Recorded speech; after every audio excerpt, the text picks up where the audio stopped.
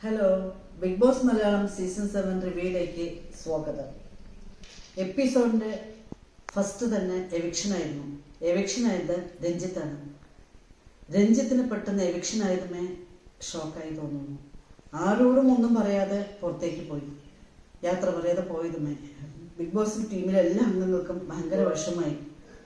എല്ലാവരും എന്താ ഒരു വാക്ക് പോലും പറഞ്ഞില്ല എന്ന് പറഞ്ഞ് ഭയങ്കര ഫീൽ ചെയ്യുന്നുണ്ടായിരുന്നു. കംപ്ലൈന്റ് ബോക്സിൽ അലേർട്ട് കൊടുത്തിരുന്നു. അതിൽ ഏറ്റവും കൂടുതൽ കംപ്ലൈന്റ് അനീഷിനെ കുറിച്ചായിരുന്നു.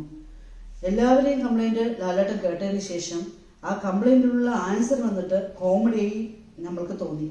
ലാസ്റ്റിൽ ലാലേട്ടൻ പറയുന്നത് എല്ലാവരും അവരവരിനെ പറഞ്ഞ് കോംപ്രമൈസ് ആക്കാനാണ് ലാലേട്ടൻ ഇതിനുള്ള ആൻസർ പറഞ്ഞിട്ട് പോയത്. അനീഷ് വന്നിട്ട് ഒരു നല്ല ഗെയിമറാണ് കേട്ടോ. അത് ഒറ്റയ്ക്ക് നിന്നിട്ടാണ് അനീഷ് സ്കോർ ചെയ്യുന്നത്.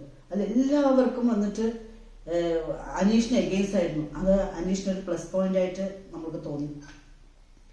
പിന്നെ അനീഷും അതില നോറിയും തമ്മിൽ ഭയങ്കര ഓർഗ്യുമെന്റ് നടന്നിട്ടുണ്ട്. അത് ആദില പൊട്ടിക്കരഞ്ഞു. അത് കാണുമ്പോൾ നമുക്കും സങ്കടമായി. പിന്നെ എന്തുകൊണ്ടാണ് അതെന്ന് വെച്ചു പറഞ്ഞു പറഞ്ഞാൽ സെൻസിറ്റീവായ ഫാമിലി വിഷയം ആയതുകൊണ്ടാണ് ആദില ഭയങ്കരമായി കരഞ്ഞിരിക്കുന്നത്. പിന്നീട് ലാലേട്ടൻ അവർ തമ്മിൽ കോംപ്രമൈസ് ആവാനും പറഞ്ഞിട്ട് ലാലേട്ടൻ പോവുകയും ചെയ്തു. ഇന്നലത്തെ എപ്പിസോഡ് ഒരു കംപ്ലൈന്റ് ബോക്സിന്റെ കാര്യം സംസാരിച്ചിട്ട് എപ്പിസോഡ് ഫിനിഷായി.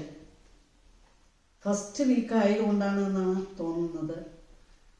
ഇനി വീണ്ടും നമുക്ക് നാളത്തെ എപ്പിസോഡ് കണ്ടിട്ട് വീണ്ടും നമുക്ക് നാളെ കാണാം.